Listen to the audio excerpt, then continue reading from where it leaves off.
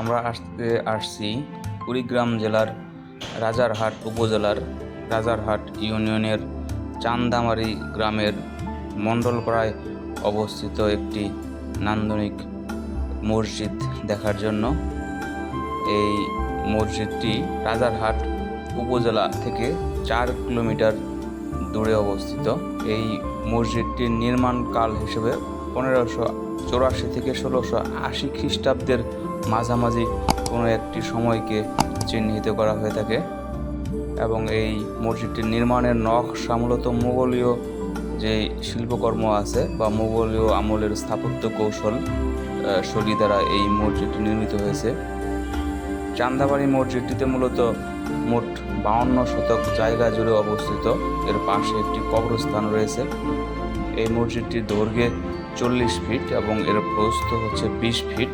এইটির যে মূল অবকাঠামো সেটির দৈর্ঘ্য প্রস্থ এটি, এবং এই নির্মাণকালে একটি বিশেষ পদার্থ ভিসকাস নামে এক ধরনের আঠালো পদার্থ ব্যবহার করা হয়েছিল। মসজিদটিতে 3টি গম্বুজ রয়েছে এবং গম্বুজগুলোর ব্যাসার্ধ প্রায় 5.5 ফুট এবং মসজিদটিতে মোট 8টি মিনার রয়েছে ছোট আকৃতির, এবং এর সদর দরজার দিকে 3টি বড় আকৃতির দরজা রয়েছে।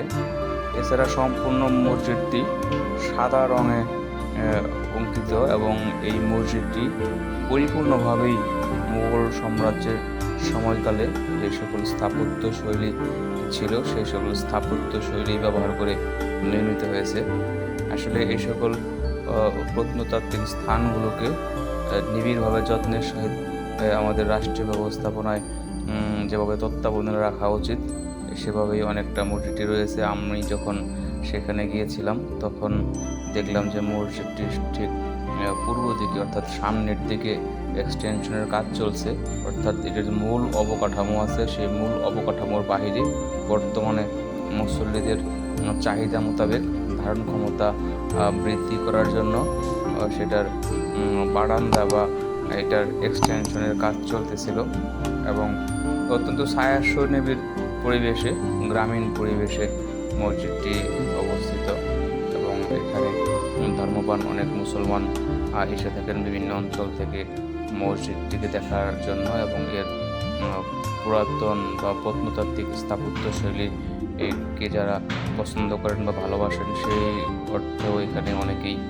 এসে থাকেন। ধন্যবাদ সবাইকে।